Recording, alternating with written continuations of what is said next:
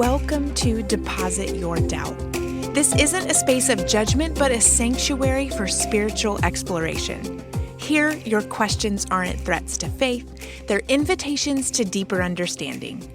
I'm Krystal, and I've learned that our most profound moments of spiritual growth often bloom in the uncertain terrain between what we know and what we're still discovering. This podcast is your soft landing, your grace-filled conversation, your reminder that questioning doesn't mean breaking, it means becoming. What happens when our deepest hopes and dreams remain unfulfilled? When we dream of something for years, we pray for things for decades, and we know in our heart that the thing we want is truly exactly what we desire. When that longing goes unnoticed, unanswered, or is just completely ignored, what happens deep inside of us? What happens when you have begged God for things and He simply just doesn't produce? There was a period in my life where I knew someone who had prayed for a specific thing for a decade. She was certain this thing was what she was supposed to have. She knew it in her bones. She developed a large following of people online, and this large following were people that longed for the same thing. And through that following, she preached that this thing is in fact from God and He would deliver. I was so put off by the language for a long time. I know God promised us things, and sometimes we feel His certainty in some things, but a lot of times I feel like we attach His promise to something that He never intended to give us. We are human. We desire things that we can conjure up in the reality of what we know. We don't have eternal vision to see what the Lord has for us beyond what we can see. So I remember watching this girl lead her following of people to a promise unfulfilled. And I remember thinking, she may get what she believes He has promised her, but some of her followers will not. And what then? Will they reject the gospel she preaches? Will they reject the God they follow now when He doesn't show up the way they want? Sometimes the hardest truth we must face is that our deepest dreams, despite their intensity and seeming righteousness, simply aren't what God has planned for us. This realization can be devastating, especially when we've interpreted Psalm 37:4 to mean that God will fulfill our specific desires if we just love Him enough. We all know that verse well. Delight yourself in the Lord, and He will give you the desires of your heart. There's a profound mystery in the promise that God will give you the desires of your heart. Many of us misunderstand this to mean that God functions as a wish granter for the faithful. But what if this verse isn't about God fulfilling our pre-existing desires, but rather about Him reshaping our hearts until His desires become our own? When dreams die, it might not be a detour or delay. It might be God's loving no. Not because He's withholding good things, but because He has something different, often something better in mind. This no isn't punishment, it's protection and direction.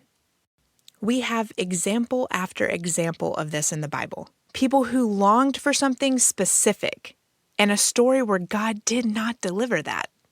Think about Moses. He dreamed of leading Israel into the Promised Land. He worked his whole adult life for it. After 40 years of difficult leadership, he was only permitted to see the Promised Land from a distance. A specific dream, not fulfilled in the way that he hoped. Or consider Paul, who had a vision to preach in Asia, but the Spirit repeatedly closed that door, redirecting him to Macedonia instead. Specific dreams rerouted. The death of our dreams creates space for God's greater purpose to emerge. It's in these moments when we stand in the ashes of what we thought would be that we discover God wasn't destroying our future, but clearing ground for something we couldn't have imagined. This is perhaps the hardest surrender, releasing not just the timing of our dreams, but the dreams themselves. It requires trusting that the God who knows the end from the beginning loves us too much to give us lesser things when He has planned greater ones. The question transforms from why won't God give me what I want to what does God want for me that I haven't yet learned to want for myself? I want to say that again because I really want it to sink in. Your questions should transform from why won't God give me what I want to what does God want for me that I haven't yet learned to want for myself?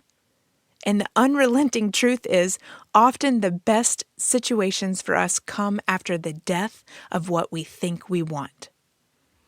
Consider the remarkable metamorphosis of a butterfly.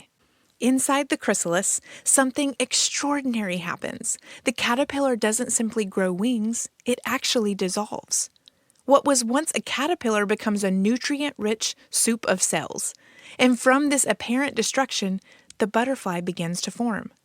The caterpillar's former self must completely come undone before the butterfly can emerge. What appears to be death is actually transformation. The caterpillar doesn't merely change, it surrenders its old identity entirely to something more beautiful. What a powerful picture of how God works with our dreams. Sometimes what looks like death of a vision is actually God's metamorphosis in progress. Think about the seasons in nature. Autumn's vibrant display of colors isn't just beauty, it's a necessary release. Trees withdraw nutrients from their leaves, letting go of what served them well through spring and summer. What appears to be death, leaves falling and branches becoming bare, is actually the tree's wisdom. By surrendering what it cannot sustain through winter, it preserves its core strength and prepares for spring's renewal. I love the example of the trees because they let go of what doesn't serve them anymore. Our dreams sometimes follow the same rhythm. What served us in one season may need to be released before a new season of growth can begin. The tree doesn't mourn its leaves. It knows when to hold on and when to let go. This, my friend, is where we are headed, knowing what to hold on to and knowing what to let go of, and knowing that in the death of what was once beautiful to us, there is something more stunning waiting for you. Proverbs 13:12 tells us, "Hope deferred makes the heart sick, but a desire fulfilled is a tree of life." This verse captures the raw anguish of disappointed dreams, that heart sickness that comes when we've longed for what seems forever out of reach. We all carry dreams close to our hearts, dreams of meaningful relationships, fulfilling careers, ministry opportunities, restored health, or even family reconciliation. When these dreams die, the pain can be devastating. You might find yourself asking some of these questions. God, why did you place this desire in my heart only to let it die? What was the point of all my preparation and waiting for this dream to be fulfilled? How can I move forward when what I want most is gone? In this episode, I want to explore 3 powerful scriptural passages that provide deeper insight into navigating the wilderness of disappointed hopes. First, let's look at a very popular book that's called Habakkuk. Habakkuk 2:2-3 says, "And the Lord answered me, write the vision, make it plain on tablets, so he may run who reads it. For still the vision awaits its appointed time. It hastens to the end, it will not lie. If it seems slow, wait for it. It will surely come. It will not delay." Habakkuk wrote during a time of national crisis. He questioned God about his apparent inaction in the face of violence and injustice. God's response is profound. Some visions have an appointed time. What looks like delay to us is actually divine timing. My husband has developed this habit over the past few years of writing down all of his dreams and all of his hopes and all of the things that he prays for our life. He has learned the importance of putting his desires into existence. He can have them in his head, but when he writes them down, they are more likely to happen. Now, this doesn't mean if he writes it down, God will fulfill it, but it does mean he is actively working towards making what is in his mind match the will of God and beyond. He isn't disappointed when he looks back at the list and sees something didn't happen that he hoped for. He actually can see better when God did something better than what he wrote. God asked Habakkuk to write his vision down. He wanted other people to see this vision because it may be slow to Habakkuk. But for someone else, they will see the vision come to fruition and know it had been prayed for a long time ago. Consider David. He was anointed as king as a young man, yet he spent years running for his life before claiming the throne. Those years weren't wasted. They were preparation. David learned leadership, he developed character, and he gathered the people who would later support his kingdom. When our dreams seem delayed, we might actually be in a season of preparation. The question becomes not, why hasn't this happened yet, but what is God teaching me in this waiting? Think back to any point in your life. You are currently standing in a season you prayed for, and you prepared for a long time ago. If you don't believe this is true, think hard, my friend. You are living in something you prayed for, and I submit to you that you are likely living in something better than what you prayed for. That was certainly David's story. Hey, podcast listeners, let me tell you about the game changer that slashed our family's bill, Mint Mobile. Years ago, we were paying a ridiculous wireless bill. You know the feeling, those massive monthly bills that make you want to throw your phone across the room. Well, we were done. And then we discovered Mint Mobile. This isn't just another wireless carrier. Mint Mobile is like the superhero of mobile plans. We switched and have never, and I mean never, looked back. We're talking premium wireless service at prices that make your wallet do a happy dance. And listen, I've been getting messages asking, do you truly use Mint Mobile, since people have been listening to the podcast? And the answer is a resounding yes. My family and I are actual customers. We're not just promoters. We practice what we preach. Right now, they've got an incredible deal. If you sign up today, you get 1 month free on their 3-month 5 gigabyte plan. And here's the cherry on top. If you use my referral link, you'll score $15 in renewal credit. That's money that they put back in your pocket. Think about it. With the money that you save, you can go grab a coffee for you and a couple friends. Treat yourself to something nice, because Mint Mobile just made your wireless life so much easier. Switch now. Trust me, your bank account will thank you. Make the smart move. Click the link in the show notes to take you right to your savings.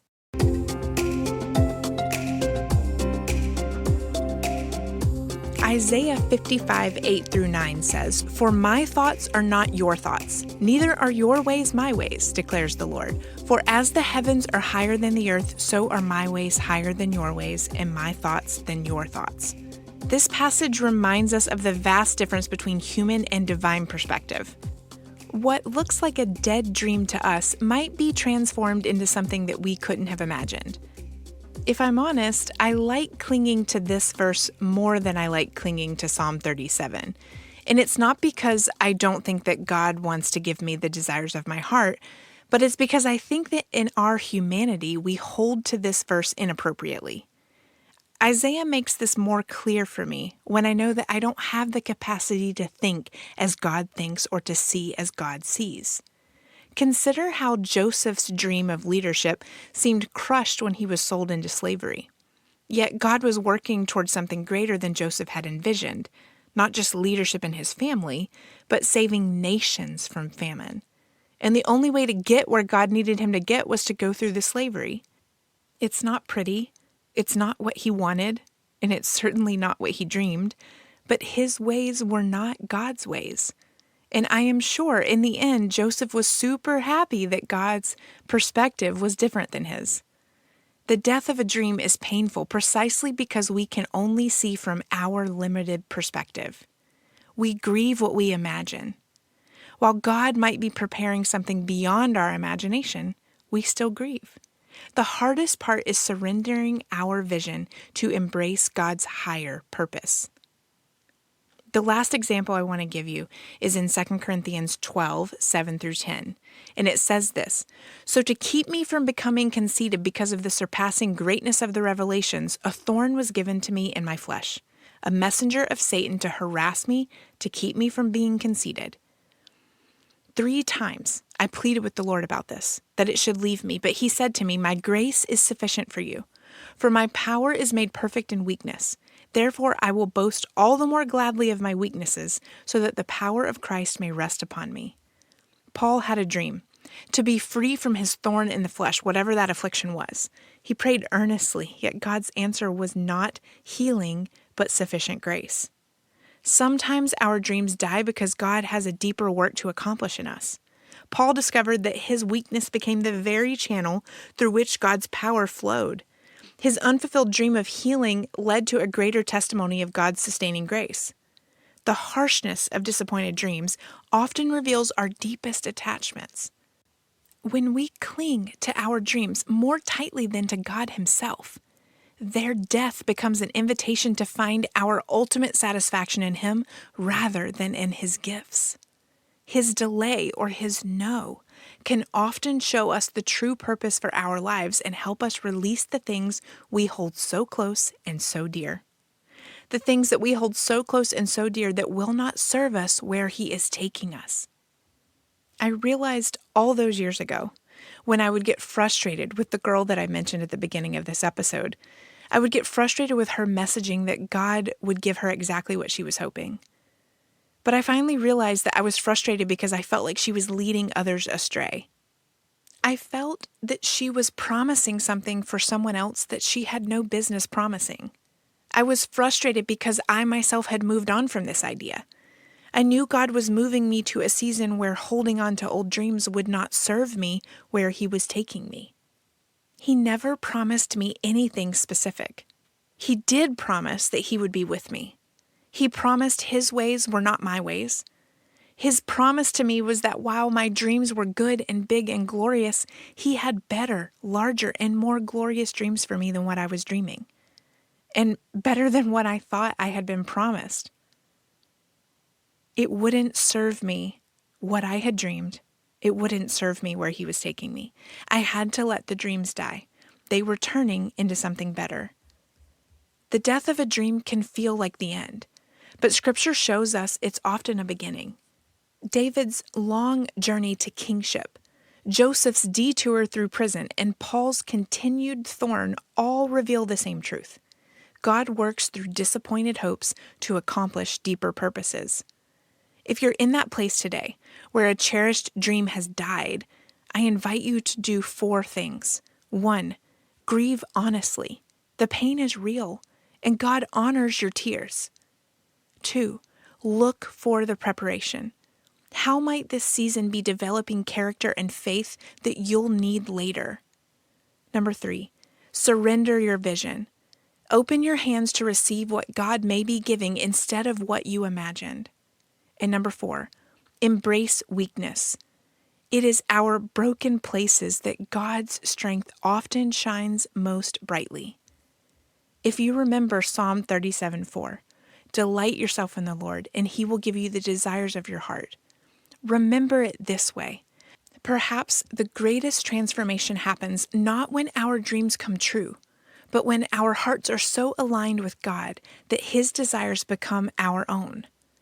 As we close, I want to remind you of Romans 8:28, and we know that for those who love God, all things work together for good, and for those who are called according to His purpose. Even the death of our dreams can be woven into God's beautiful purpose when placed in His hands. Until next time, keep being brave enough to ask the hard questions, gentle enough with yourself to acknowledge your struggles, and open enough to let God surprise you with His answers. If this episode resonated with you, remember to subscribe, share it with someone you know who might need to hear it, and leave a review. It helps other seekers find our little community.